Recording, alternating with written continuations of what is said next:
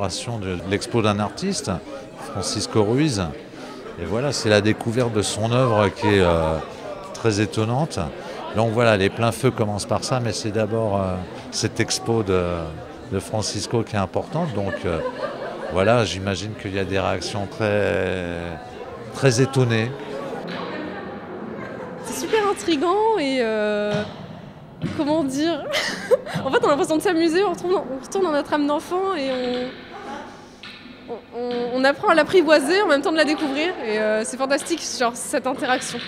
On se demandait si on allumait toutes les lampes en même temps, ça allait ouvrir quelque chose, mais non.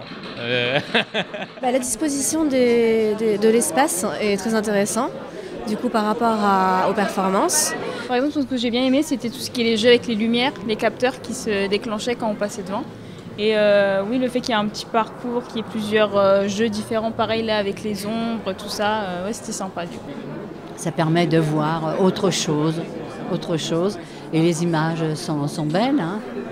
J'ai vu cette cage blanche travailler, tout. Ce petit espace en bas avec un faux jeu de miroir et un faux double fond, un espace qui crée un double espace et avec des échos sonores et visuels, ça c'est chouette. Ça m'a beaucoup angoissée. Voilà, et je n'ai rien compris. J'attends des explications. Cette exposition, en fait, ça se présente comme un parcours donc à vivre pour les spectateurs.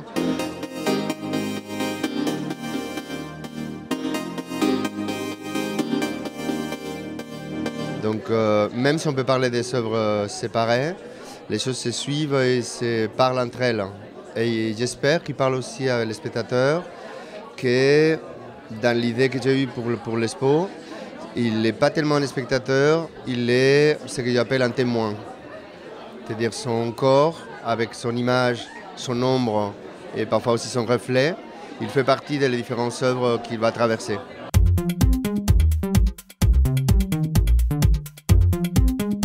Il y a une série de poteaux dans l'avenue Gosselin, là, soutenant l'architecture, participant de l'architecture, qui ont été repeints dans la gamme chromatique et ça produit une petite émotion. Il y a une très belle expo aussi de Clarbou. Enfin, Clarbou, c'est un artiste qui est décédé il y a quelques années, mais qui a fait une œuvre importante à Ivry, qui est ce trépied en acier qui supporte un énorme rocher.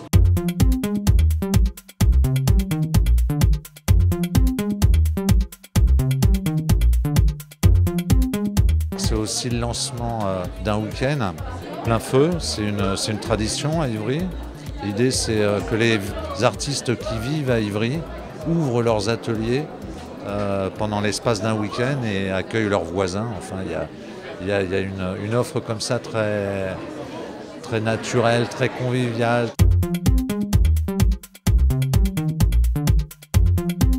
C'est certainement plusieurs centaines de plasticiens qui sont mobilisés pendant le week-end pour échanger sur leurs travaux.